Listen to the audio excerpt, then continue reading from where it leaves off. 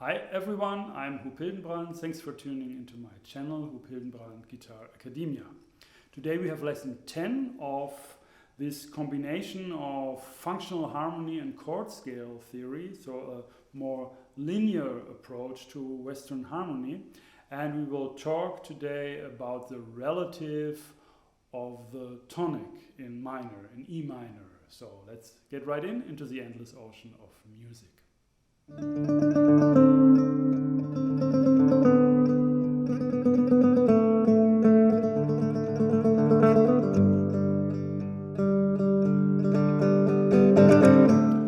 Please go down in the description below. There is a link to get the PDF for this lesson.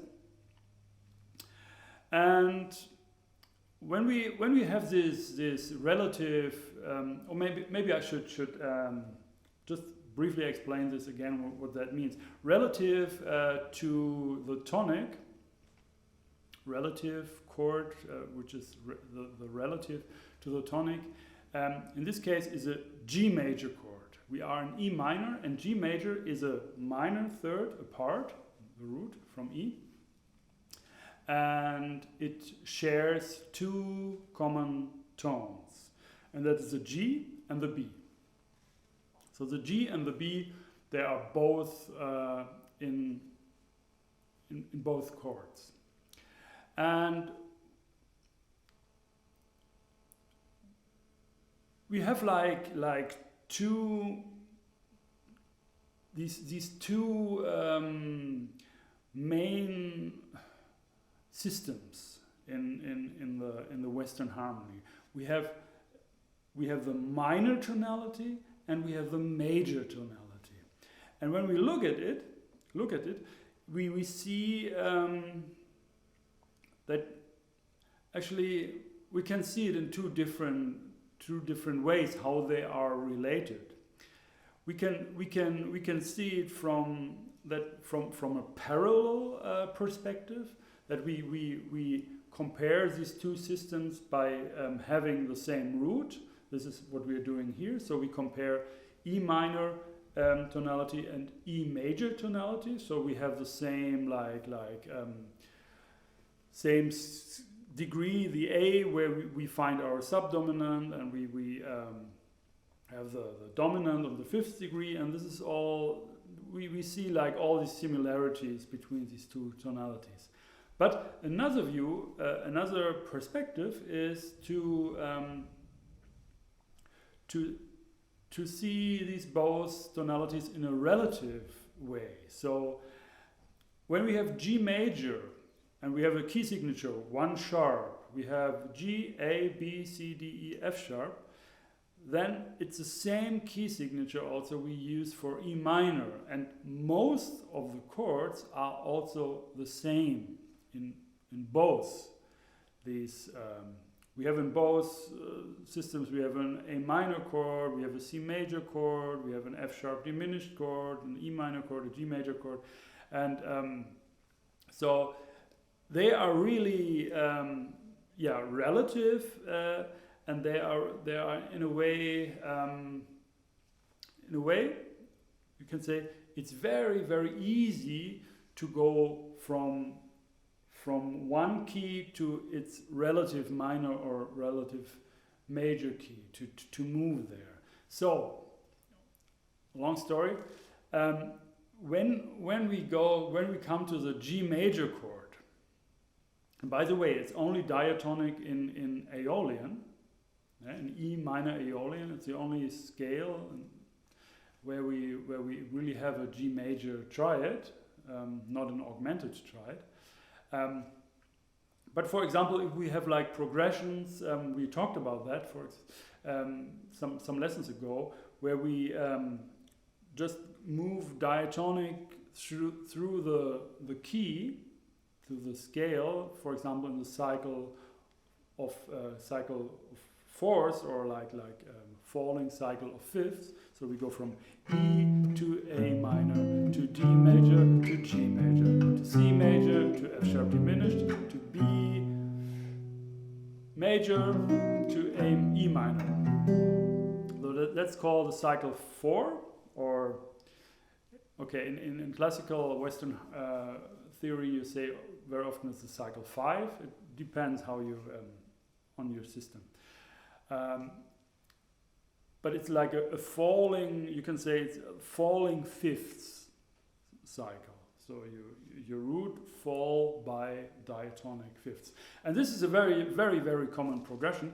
And there we use this G major, of course, and not this G augmented chord. And you have to remember that augmented chords in classical Western harmony are really something you could not just handle easily. You have to explain them. You have to, and they're also always like dissonant, considered dissonant, and you have to find out the function and the resolution. You can't just cycle them however you want.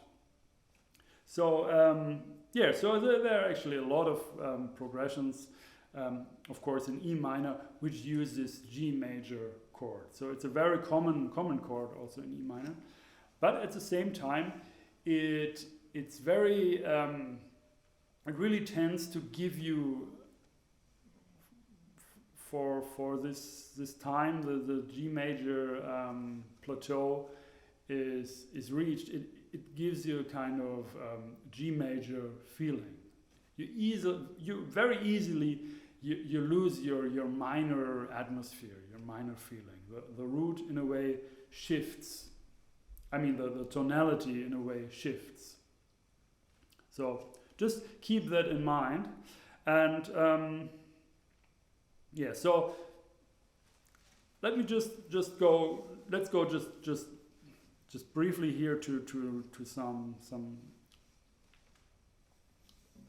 things here. I give you one example, or to use this G major in E minor.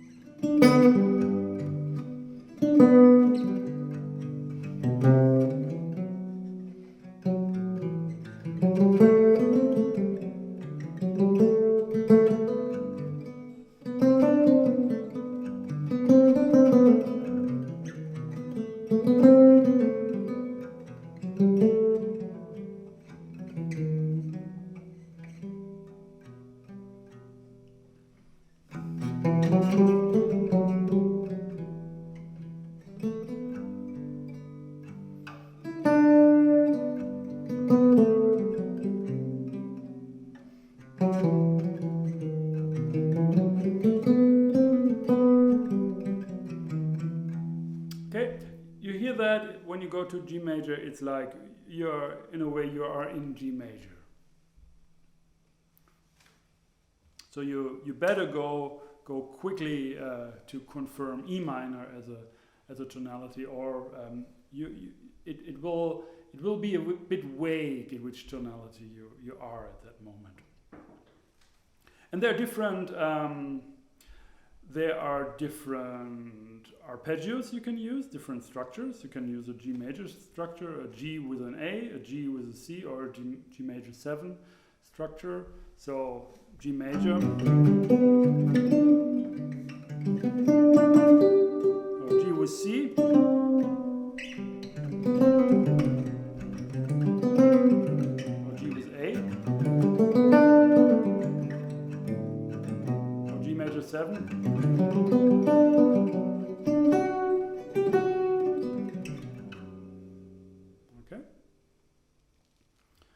And of course, that's when I hear this G major chord, like a very typical, I mean, in my mind there will be coming this typical progression, how it would proceed. It would just go G minor to C major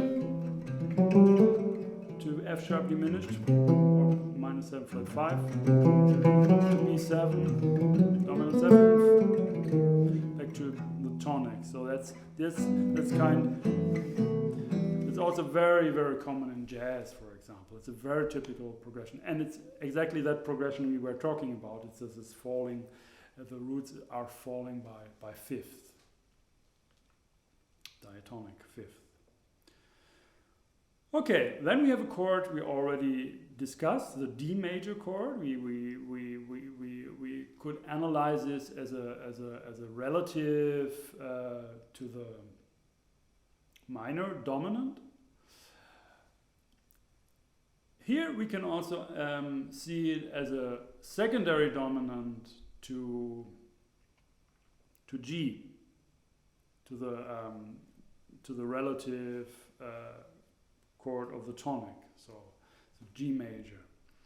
And but in a way, it's the scale which is most natural. It's a D Mixolydian scale. This is also diatonic in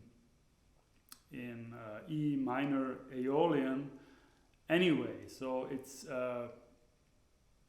we can analyze this chord as a secondary dominant, but it's actually not really an extension of tonality, what secondary dominants normally are. Okay, we also see some structures we can use: D, D7, 7th chord, or this double diminished chord, D7 without the A. So it's a typical Bach thing also.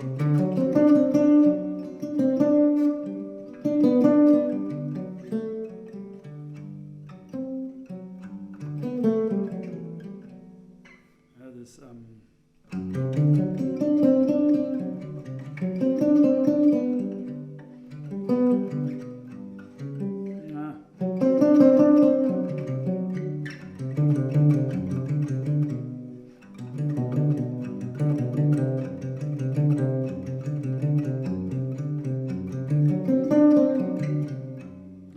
that's this double diminished triad, if I see it from C, but it's like a D7 without the fifth, and it works really nice. Also, it resolves very nice when we play it as a three-tone, three-note structure as a voicing.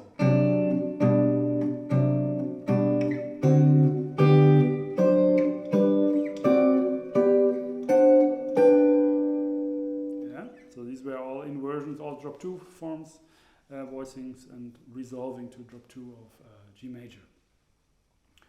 Okay, cool. Then we also can play harmonic minor fifths mode as a secondary dominant scale. Let me do that. And I'm always try to center myself in this E minor tonality to give you really the right how do you say the right surrounding, so to speak, of that chord.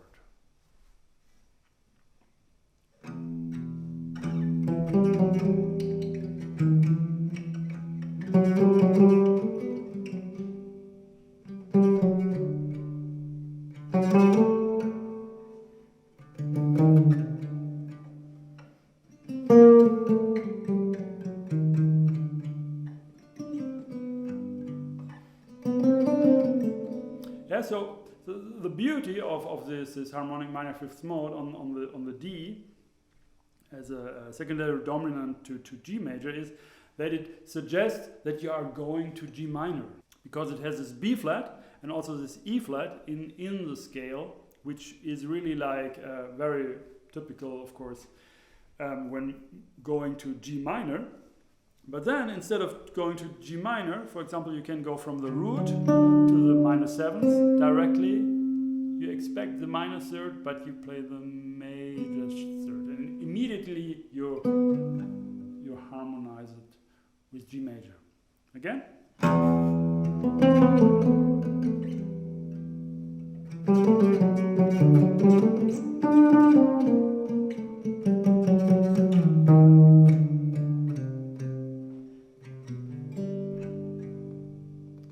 so it's a kind of surprise.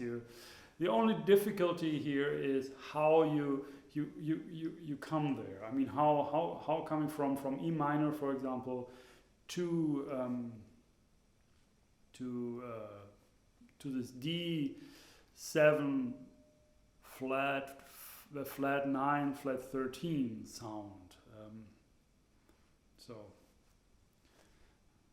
maybe you have to maybe just listen back and see and listen how I just did it. So I don't have to talk too much about that, because I think it was quite good, quite logic and quite natural movement.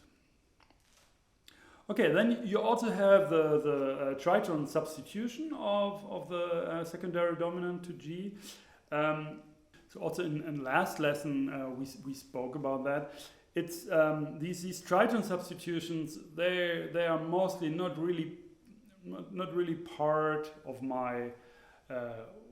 When I say I play my music or I'm in my musical language or something, I don't really feel that I can express myself in this atmosphere, in this musical world, my musical world. I really can express myself with that. I really feel I feel it's not really inspiring me. It's very different when I play like jazz. When I play like jazz standards and so then these tritone substitutions, they are really cool and they really work. But it's a different language actually, and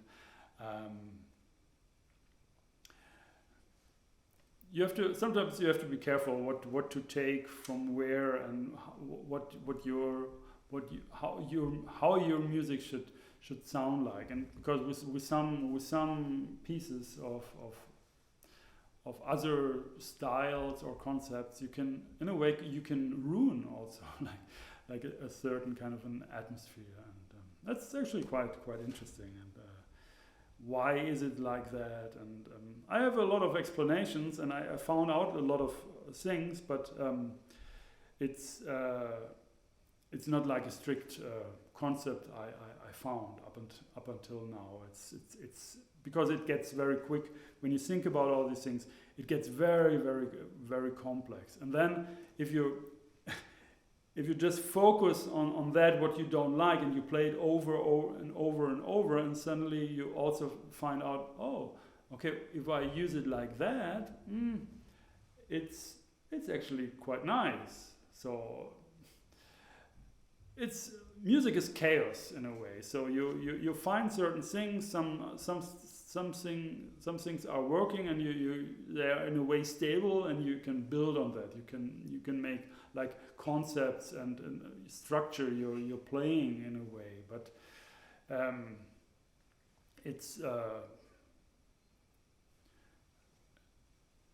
it's like small shelves in an endless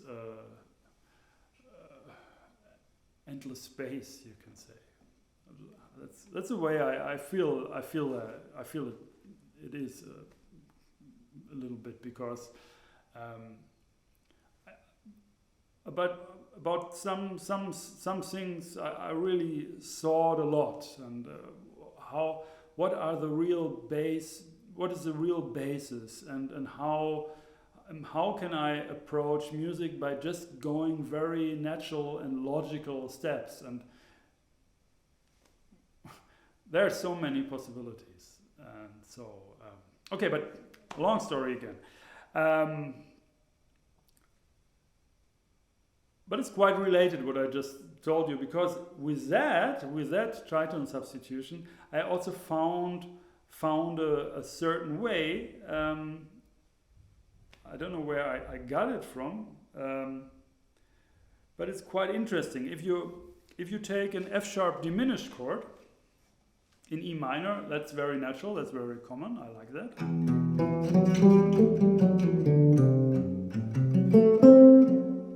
Yeah, so that sound there, it's nice with all this Locrian or F sharp with B.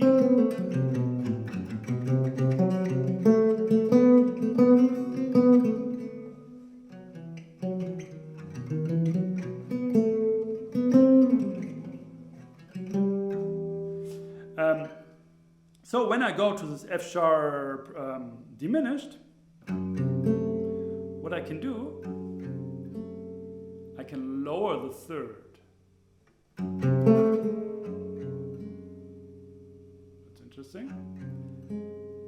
And that resolves very nicely to G major.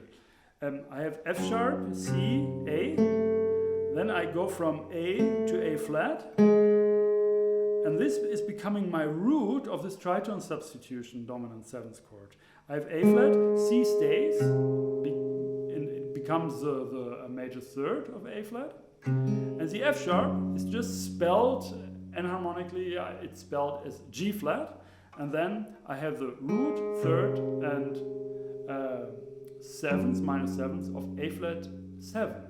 And we already talked about that. That's the kind of essence, that's the heart of the dominant 7th chord. We don't need this E flat, the 5th of A flat, to really make this work, to make the sound as a dominant chord, dominant 7th chord. That's really the sound. And also, when we resolve that sound, it's a bit, if we really go like strict voice leading, we will resolve it, but we will miss the 5th of the G major chord.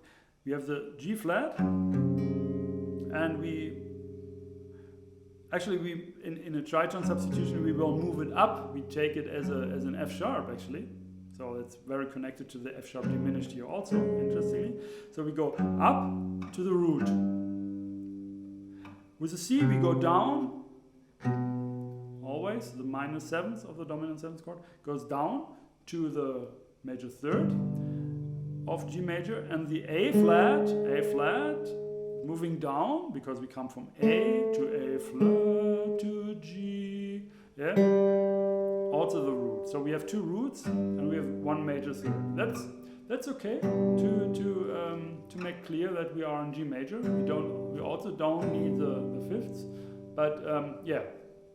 In this voice leading progression, if we take it very strict, we just miss the 5ths and we double the root. So we have an octave or unison, depends. Okay, so what I can do, I can go from F sharp diminished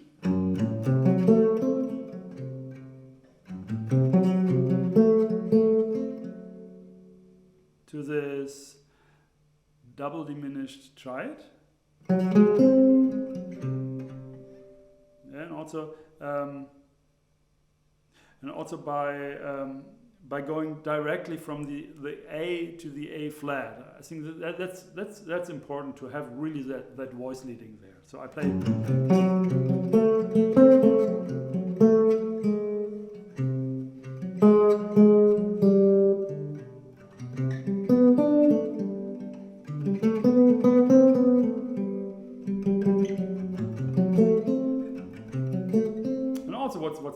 What's also interesting, maybe this F sharp itself, F sharp diminished, you can also say that's how do you say, like an incomplete dominant 7th chord. In German we say verkürzt, and this means actually exactly we have a dominant 7th chord, in this case on D, D F sharp A C, and we don't play the root. So the dominant 7th chord without the root is just an F sharp diminished triad. But in classical music, Western harmony, this has dominant function. So in a way, it's already dominant function here with F sharp diminished. Oh, at least we can explain it like that. And then we go to the tritone substitution by just lowering the A to A flat, which is the same as lowering the perfect 5ths in D7 to flat 5ths, flat 5 in D7. Yeah. We will come to that in a later lesson, but next lesson actually we already will discuss it, but it's another story. So we already have dominant function, and then we alter the A to A flat, and then we have this tritone substitution sound, because we really go to the root down. Okay, let me just play it again.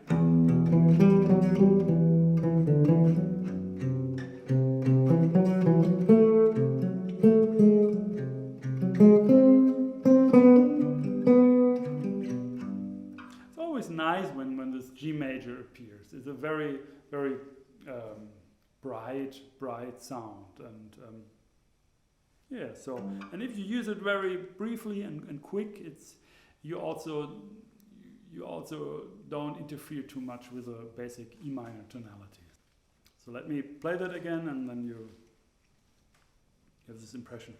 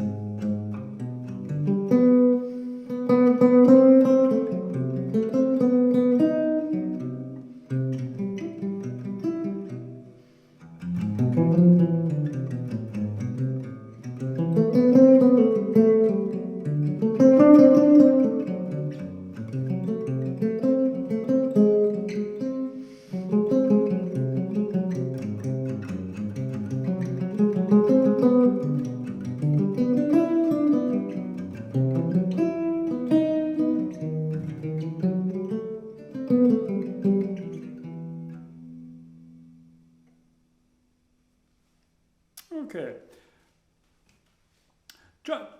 Try it for yourself. I feel I'm actually right now I'm not really that satisfied how I use this chord. I think I also need a little bit time to get more used to that progression. I always hear like it wants to move somewhere else in a way. But in this progression, actually, in this harmonic progression, it sounds very nice. Actually, it's like this kind of E minor, and then it goes to F sharp diminished, and then to this more mysterious, and then it resolves. But maybe you also hear that it's not really. It's a bit like deceptive, actually. It's not really the G major chord is not really well prepared, so to speak. It's a bit like a surprise. So that's maybe why I'm also a bit struggling here. It's very different than using this harmonic minor fifth mode scale on the D chord, on the D7 as a secondary dominant. There you really, yeah, of course, it's a different thing. Try it out for yourself. I mean, it's. I'm also like on my way. I'm also searching, and I'm also make discoveries for myself, and this will never end. So I hope to inspire also your journey here. So. And I hope you'll like these lessons on Guitar Academia. That's it for that lesson. So if you like these lessons, please subscribe to my channel. And also there's a possibility to donate. Just follow the link down in the description below to my website. There you have a button where you can press and donate and support my work here. This would be really great. I would really appreciate that. So thanks for watching. My name is Peter.